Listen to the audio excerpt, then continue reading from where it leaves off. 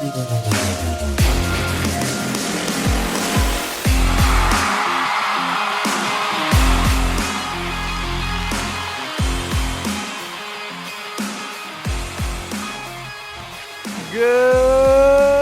morning, Colts Nation. Happy Monday to you. How do you do? I think you maybe slept well.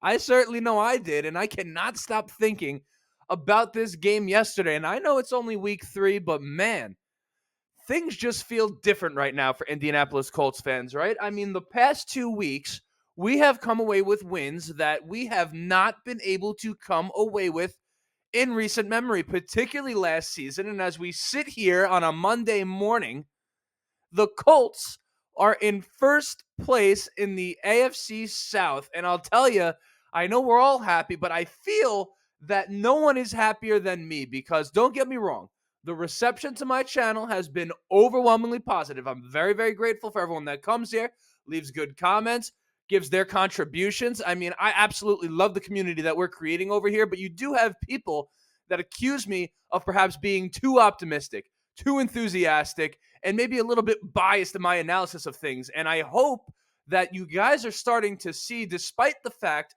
that I have been a little more bullish in stock terms, just more positive about this team than other people, I'd like to believe that now you guys are seeing where it was coming from. I am as objective as it takes. Now, I love to capture the emotion of being a fan, and I do love to be a fan. So, of course, I'm going to come here with the energy that is as such. But I'm hoping you guys are starting to see, and I don't just say this to pat myself on the back, that I do know what I'm talking about. And when I talk about these Colts, I do so as objectively as humanly possible. And one of the things I've been hammering home since the preseason, since training camp, is do not listen to the national media when it comes to these Indianapolis Colts. They're not paying attention. They don't care. Me, on the other hand, I do care. And I'm not saying just listen to me. There's plenty of other great channels talking about the Colts as well, but we bleed blue. We care about this team. And many of us are not surprised at this game right here against Baltimore. You could go check my pregame analysis right now, my pregame preview, whatever you want to call it. No, I mean, to sound arrogant, I was dead spot on the money, and it's because I'm paying attention. It does not take a rocket scientist. Now, don't get me wrong. I'm an idiot in many aspects of my life. One thing I am, though, is a Colts genius, and I'm hoping that people are starting to see that to be true. But I'll tell you right now, things feel very, very different. And it starts with Shane Steichen and the accountability, because the energy that this team came out with, the resilience, is one of a team that understands that their head coach is not messing around. I mean, you think of Deion Jackson. He's a guy, we came into this season without Jonathan Taylor on the active roster, at least ready to play. And Deion Jackson was a guy that we expected to lead this backfield, at least until JT came back or Zach Moss came back. And he went from that to cut within less than a month.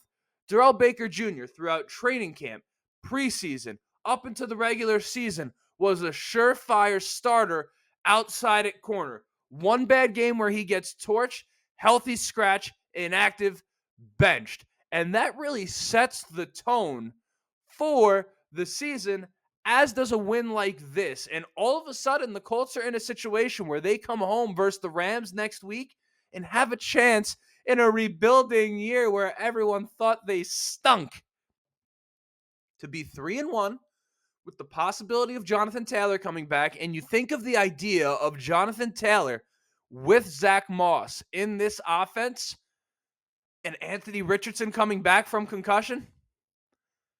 This right here has a chance to be a scary, scary offense. Again, that is something that I have been saying. And here's a lesson for a lot of you guys, because a lot of you guys were very negative about this team coming into the season.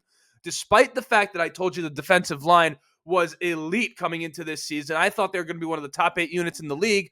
Turns out we might even be a little bit better than that. Despite the fact that I told you the linebackers were spectacular, and Zaire Franklin and E.J. Speed, we all know Shaquille Leonard. How about Zaire Franklin and E.J. Speed with the way that they're playing? I told you that those units are going to make the secondary look better. I said the offensive line is still amongst the top half of the league, right? I said this offense has a chance to be very, very good. And quite frankly, I think these things are all proving to be true. So the lesson in life that I just referenced is this. And you can take this with you anywhere. This isn't always true, but in life, when everyone thinks one way, when everyone feels one way about something, you start to see the masses going one way, I encourage you to simply observe the other side of things, because what you'll find is that often the way that many feel, for whatever reason, is a little bit further from the truth than something else. And when you say that, you end up coming off contrarian. But I'm okay coming off contrarian because I know that with time, I get proven right. And here we are today, Monday, September 25th, 2023, and Justin, all the positivity, the enthusiasm was objective, and now I'm here to take my victory lap. So without further ado, if you've never been here before, my name is Justin. This right here is the Ride the Bench Colts cast. I've never been wrong about the Indianapolis Colts in my entire life. All I ask of anyone who's here and enjoying the video is go ahead, shoot it a like, subscribe if you want to be a part of the journey. Most importantly, enjoy the show because I want to keep talking about this game, and we're also excited about this game. And listen, the next victory lap I will take with due time is about Chris Ballard. I'm going to wait for that one to be a little bit more obvious. But just the same way I said in life, when everyone feels one way, aka when everyone feels the Colts suck and they have no hope, you might want to observe the other side. When everyone thinks Chris Ballard can't GM and only makes bad moves, you might want to observe the other side. And I thought this game was a perfect example of some of the great things that he's done with this team over the course of the past year. I mean, can we say enough about what Zach Moss has meant to this team's success? What was that trade that Chris Ballard did last year for him? What did he give up? Naheem Hines and what did he get? Zach Moss and a sixth rounder? I don't know exactly what the terms of the trade were, but off of Zach Moss alone, clearly that's a trade we won. This is a guy who's been absolutely spectacular for us. Matt Gay, 450-plus yard field goals in the game. That's an offseason signing by Chris Ballard. Matt Gay's a fourth-year kicker, potentially one of the best kickers in football. I think after yesterday, the best kicker of all time. Not really. You get my point, though. Matt Gay, wonderful offseason signing. I mean, we were also excited about this offseason. Gardner Minshew. We couldn't have won that game without him. Now, was he spectacular? Ooh. Oh, geez. My mouth's getting dry. Have to finish up the episode soon. Gardner Minshew. Was he spectacular? No, he was not spectacular. Was he good? Yes. Was he efficient? Yes. Did he not turn the ball over? Yes. Did he do everything he had to do for us to win this game? And was he resilient? Yes. The wide receiver room, I thought looked good. Michael Pittman Jr., I still, even after that game and after how he has started this season, hear slander about Michael Pittman Jr. When will we put respect on his name? He's not a wide receiver one. My ass. Michael Pittman is the real deal. Alec Pierce came out, played well. Josh Downs was sensational. The connection that him and Gardner Minshew have is second to none. So you look at this day, and to me, it was one that had Chris Ballard's name and Shane Steichen's, of course, written all over it. Matt Gay, Gardner Minshew, Zach Moss, Josh Downs. These are all acquisitions that we've had within the past year that ultimately contributed to winning football on a day like today, and that is the ultimate team win. Shane Steichen, I have to say, I could not be any more impressed. You want to talk about a guy that does not look overwhelmed by the moment, a guy who's learning each and every week, showing improvement. I thought the exchange between him and John Harbaugh, where he's trying to get John Harbaugh to burn the timeouts, and he has the field goal unit on, and he's trotting on the, then he brings on the offense again. Do you know what I'm talking about? And then John Harbaugh trots the guy on slowly, and then the Colts have to use the point being they get the delay of game. I'm ranting. That was a very, very fun exchange, but it's only one that can happen between two great coaches, man. And it is just a wonderful, wonderful time to be a fan of this team. And I hope that you guys are finally paying attention to what's in front of you. This is a different Colts team. The ship has turned, and we'll see where it goes from here. But make no mistake, this team is headed in the right direction. And games like yesterday are a perfect example of such. The Colts, surprisingly, this has barely ever been our brand of football. We are a physical football team, a disciplined football team, and this is a team that's going to be a tough out for anybody moving forward. This is not the best the Colts will be.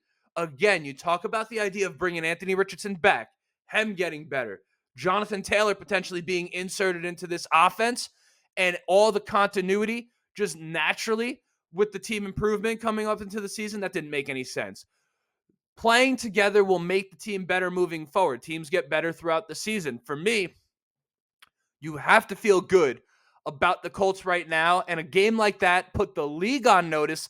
And watch now how the narrative starts to change. But luckily for you, you were here and you already knew the truth. So that's the reaction to the episode. I'll be hitting you guys with a few throughout the week because there's so much to talk about with this team right now. And I just wanted to make this video a reaction. You know, I don't want to talk about everything right here. I want to give you guys a few pieces because this defense is so good. I have to talk about them. And, that'll probably be the next episode. We'll see when it comes out. But until next time, my name is Justin. This right here is the Ride in the Bench Colts cast on a Victory Monday, 2-0. First place in the AFC South. Gardner Minshew, never thrown an incompletion. Matt Gay, best kicker of all time. The Indianapolis Colts are here, and they are back. Go Colts.